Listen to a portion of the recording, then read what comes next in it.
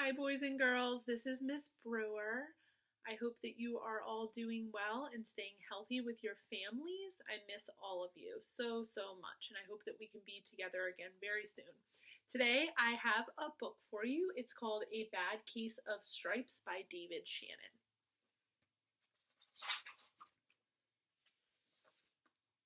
Camilla Cream loved lima beans, but she never ate them. All of her friends hated lima beans, and she wanted to fit in. Camilla was always worried about what other people thought of her. Today, she was fretting even more than usual. It was the first day of school, and she couldn't decide what to wear. There were so many people to impress. She tried on 42 outfits, but none seemed quite right. She put on a pretty red dress and looked in the mirror. Then she screamed. Her mother ran into the room, and she screamed too. "Oh, my heavens," she cried.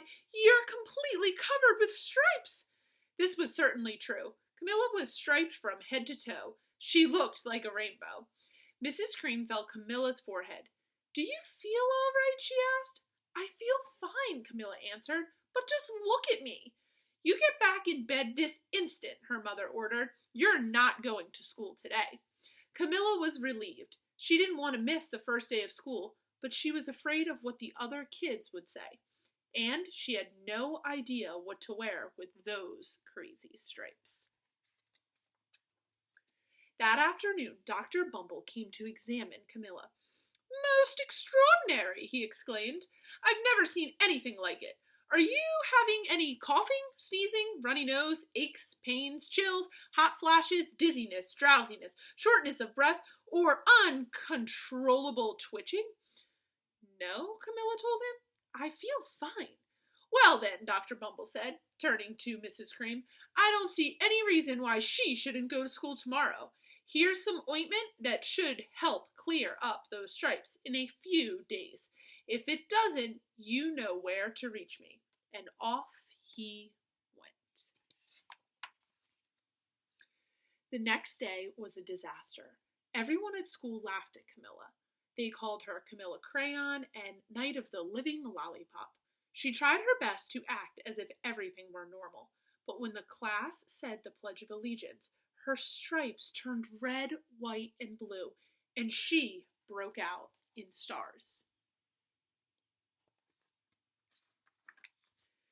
The other kids thought this was great. One yelled out, "Let's see some purple polka dots." Sure enough, Camilla turned all purple polka dotty. Someone else shouted, "Checkerboard," and a pattern of squares covered her skin. Soon, everyone was calling out different shapes and colors, and poor Camilla was changing faster than you can change channels on a TV.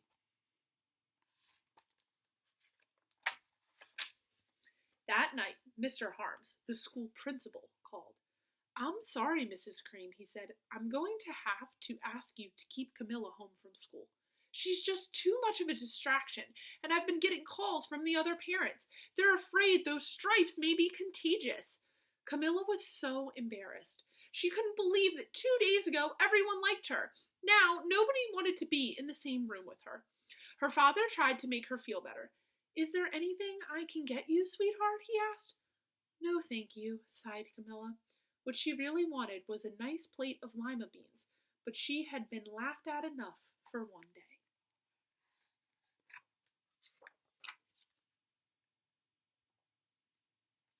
Well, yes, I see," Dr. Bumble mumbled when Mr. Cream on the phone the next day. "I think I'd better bring in the specialist. We'll be right over." About an hour later, Dr. Bumble arrived with 4 people in long white coats. He introduced them to the Creams. "This is Dr. Grop, Dr. Sponge, Dr. Cricket, and Dr. Young." Then the specialist went to work on Camilla. They squeezed and jabbed, tapped and tested. It was very uncomfortable. "Well, it's not the mumps," concluded Dr. Grop. "Or the measles," said Dr. Sponge. "Definitely not chicken pox," put in Dr. Cricket. "Or sunburn," said Dr. Young. "Try these," said the specialist. They each handed her a bottle filled with different colored pills. "Take one of each before bed," said Dr. Grop. Then they filed out the front door, followed by Dr. Bumble. That night, Camilla took her medicine. It was awful. When she woke up the next morning, she did feel different, but when she got dressed, her clothes didn't fit right. She looked in the mirror, and there, staring back at her, was a giant, multicolored pill with her face on it. Dr. Bumble rushed over as soon as Mrs. Cream called. But this time, instead of the specialist, he brought the experts. Dr. Gourd and Dr. Malone were the finest scientific minds in the land. Once again, Camilla was poked and prodded, looked at, and listened to. The experts wrote down lots of numbers. Then they huddled together and whispered. Dr. Gourd finally spoke. "It might be a virus," he announced with authority. Suddenly, fuzzy little virus balls appeared all over Camilla. "Or possibly some form of bacteria," said Mr. Mellon. "Out popped squiggly little bacteria tails." "Or it could be a fungus," added Dr. Gourd. Instantly, Camilla was covered with different colored fungus blotches. The experts looked at Camilla, then at each other. "We need to go over these numbers again back at the lab," Dr. Gourd explained.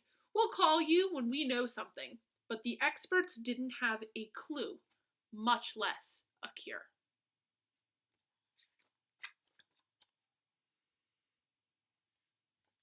By now, the TV news had found out about Camilla.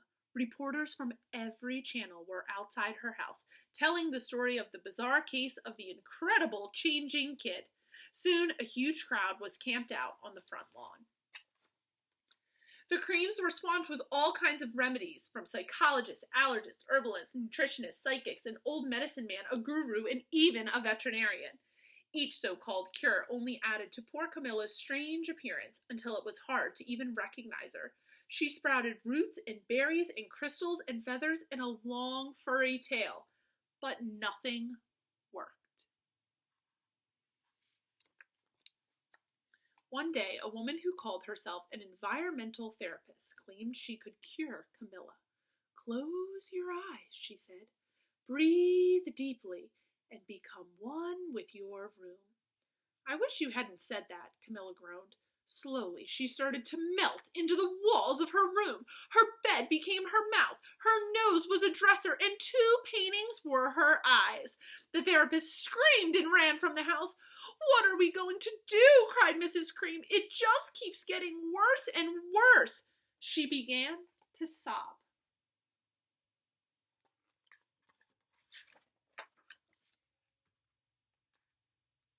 At that moment, Mr. Cream heard a quiet little knock at the front door. He opened it, and there stood an old woman who was just as plump and sweet as a strawberry. "Excuse me," she said brightly, "but I think I can help." She went into Camilla's room and looked around. "My goodness," she said with a shake of her head, "what we have here is a bad case of stripes, one of the worst I've ever seen." She pulled a container of small green beans from her bag. "Here," she said, "these might do the trick." "Are those magic beans?" asked Mrs. Cream. "Oh, my, no," replied the kind old woman. "There's no such thing. These are just plain old lima beans. I'll bet you'd like some, wouldn't you?" she asked Camilla. Camilla wanted a big heaping plateful of lima beans, more than just about anything, but she was still afraid to admit it. "Yuck," she said. "No one likes lima beans, especially me." "Oh dear," the old woman said sadly. "I guess I was wrong about you." She put the beans back in her bag and started toward the door. Camilla watched the old woman walk away. Those beans would taste so good, and being laughed at for eating them was nothing compared to what she'd been going through. She finally couldn't stand it. "Wait," she cried. "The truth is, I really love lima beans." "I thought so," the old woman said with a smile. She took a handful of beans and popped them into Camilla's mouth. "Mmm," said Camilla. Suddenly, the branches, feathers, and squiggly tails began to disappear. Then the whole room swirled around. When it stopped, there stood Camilla, and everything was back to normal. "I'm cured," she shouted. "Yes," said the old woman. "I knew the real you was in there somewhere." She patted Camilla on the head. Then she went outside and vanished into the crowd. Afterwards, Camilla wasn't quite the same. Some of the kids at school said she was weird, but she didn't care a bit. She ate all the lima beans she wanted, and she never had even a touch of stripes again.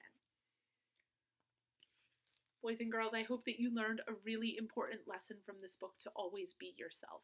I miss you, and I hope to see you soon. Please stay safe. See you next time.